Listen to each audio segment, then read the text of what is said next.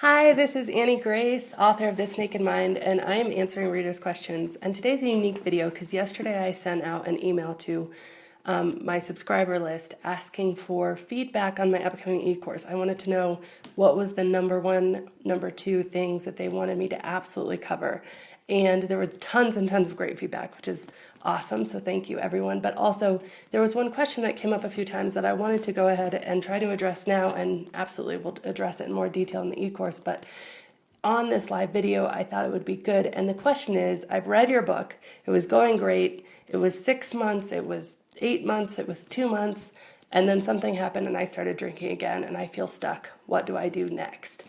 And I think that this is such a good question because the truth is that we are bombarded every day with pro-alcohol messages everywhere we go. And so if you are not almost constantly on your guard until you're absolutely secure and certain in your decision, you are going to have the message that alcohol is somehow beneficial and that you're somehow missing out by not drinking it seep back in.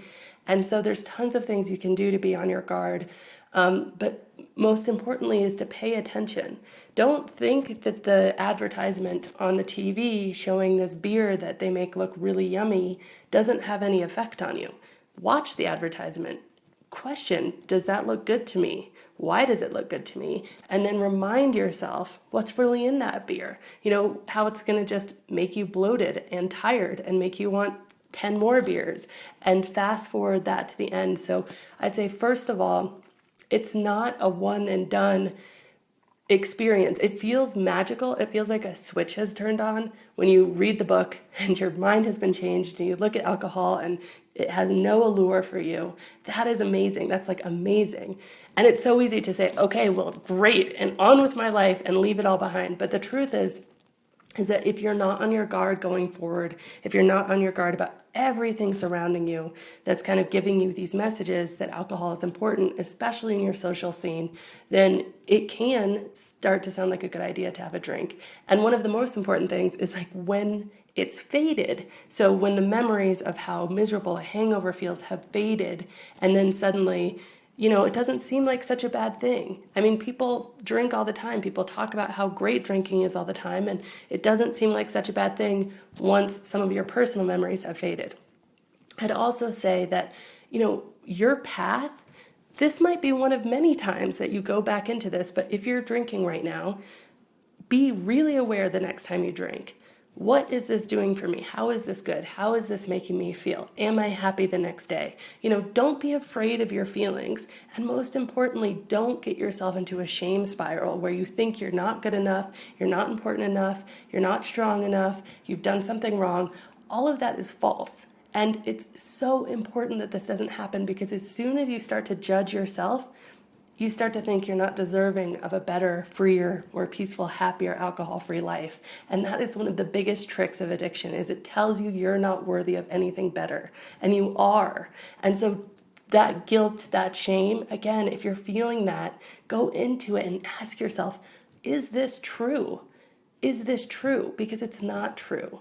And, guilt and shame, and especially shame, so many scientific studies show that it's counterproductive, And another thing is, don't give yourself fear ultimatums. I had one woman who wrote me and said she put a big poison label on her wine, and it was a big label that said, it's poison, so every time she drank, she knew it was poison. Well, there's been all these studies that have come out that show that the Surgeon General's warning on cigarettes actually had an uptick in smoking initially, because when we see something that reminds us of our mortality, we reach for something that's going to make us feel better, totally unconsciously. And interestingly, that's why they put advertisements for comfort things like food and alcohol and sugar during the nightly news, because guess what reminds us of our mortality? The nightly news.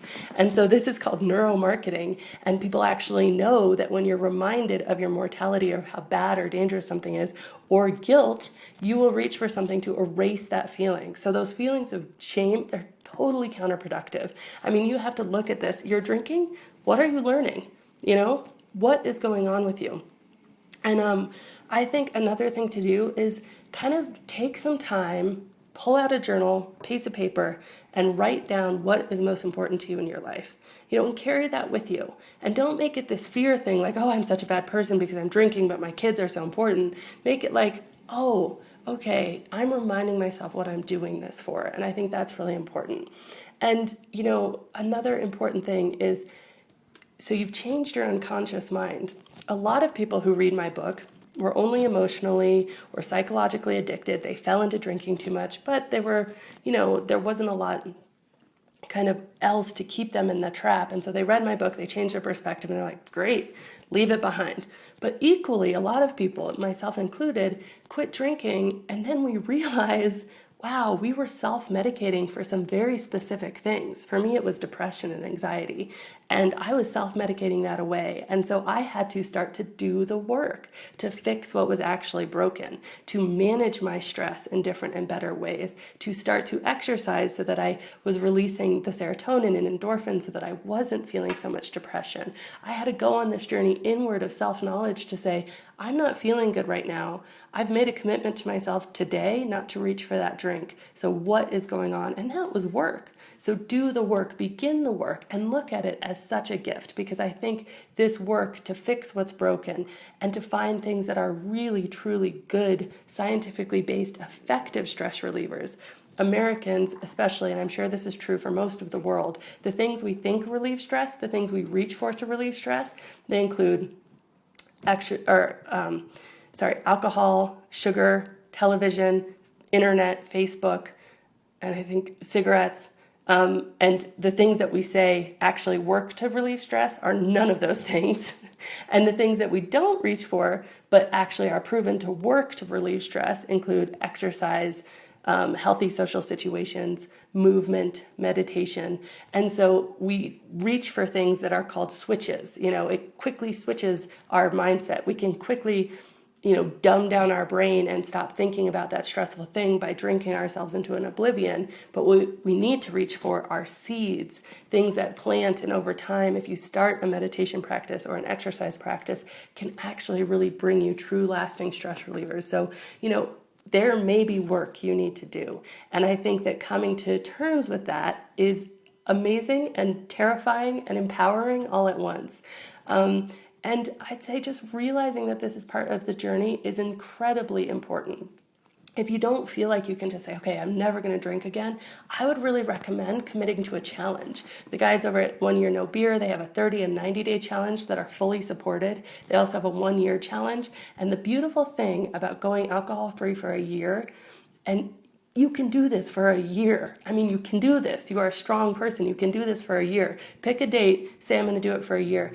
A year goes by and you have every single social experience, every single holiday, every single milestone in 12 calendar months. And all of a sudden you have this huge bank of your own personal behaviors and experiences, and that is the most powerful thing in changing your unconscious. You can read my book all day long, I can tell you things all day long, and it might change it for a minute, but it is your own experience that is truly, truly going to change your unconscious mind. And journaling through that and having that record, okay, how was Christmas without drinking? I'm going to write it down, and if it's hard, fine, write that down, but if it's easy and it's great and you're present and you have wonderful memories, write that down. And that, more than anything, that time alcohol-free, testing out life, going through 12 months, that is really going to give you so much empowerment in changing your mind. And so I would say 2 more things. One, allow yourself to realize that, reading my book, having that switch, that was a beautiful thing, but it might just be a signal that there's other work you need to do. So you now have this awareness, but you now know that there's another step. And there's a bunch more books you can read. And of course, there's books that are written in kind of the same genre as mine of flipping your unconscious. And of course, Jason Vale, he has Kick the Drink Easily. Any Alan Carr book, I highly recommend.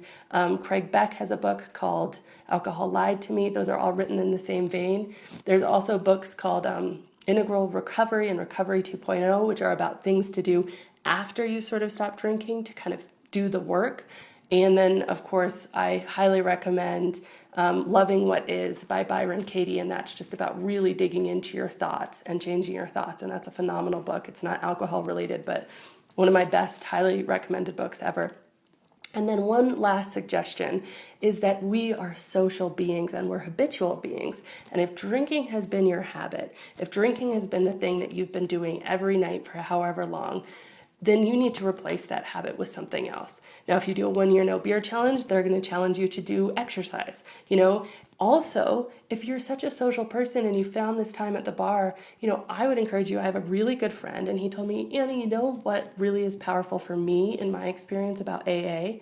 And I've always said that AA, the community that AA brings, or Smart Recovery, or any of these groups, these social in-person groups that, yes, I would love to have naked mind groups, but the truth is that there just isn't enough people yet, hopefully someday. But any of these groups bring is that you are with other people in a social environment, which is so good for your soul multiple times. And so my friend, he said, when I stopped drinking, there was a huge amount of white space. There was all this time, and I had one habit and I had to replace it with another. So going to 90 meetings in 90 days and just replacing the drinking routine, the drinking habit with the meeting habit was incredibly powerful for him. And so no matter what you think about the methodology or the science, it doesn't necessarily matter if you can find a good room of people, because the AA meeting that I went to, I will tell you that it was the most supportive group of people. And yes, maybe it is, antiquated in terms of scientific proof, but if you walk into a room and there's people who are going to be with you and journey with you and care for you and support you through this, there is nothing more valuable than that, because in-person connection is hugely important. And if you're totally not into going to some sort of meeting, then getting online and doing some of those sorts of things can also be important. So if you're really struggling, I would say realize that this is all part of it. It's all on your journey to make yourself better. It's all on your journey to healing and wholeness. None of it is wrong. None of it is bad. Drop the shame, drop the guilt, and then do what you can to get yourself connected. And I have huge regard for online connections. HelloSundayMorning.org is a massive, I think it's up to 100,000 people who can connect. 1 Year No Beer, they have a great Facebook group that you can join. It's thousands of people. Of course, the NakedMindCommunity.com is, again, thousands of people that are just so supportive. You can write down what you're thinking about. People comment, they respond. So anyway, that's my advice. I just wanted to address this one right away because, again, you've had 6 months alcohol-free, 2 months alcohol-free, life's been great, you thought you were never going to drink again, and suddenly you're drinking and you don't know what to do next. Recommit, look at it very honestly, and really just remember, this is part of it. This is part of the journey. This is okay. You are okay, and there's nothing to be ashamed about. You are bombarded with these unconscious messages. The fact that alcohol sounded good to you, again, is not your fault, and just carry on. All right. Again, this is Annie Grace, This Naked Mind. Thank you.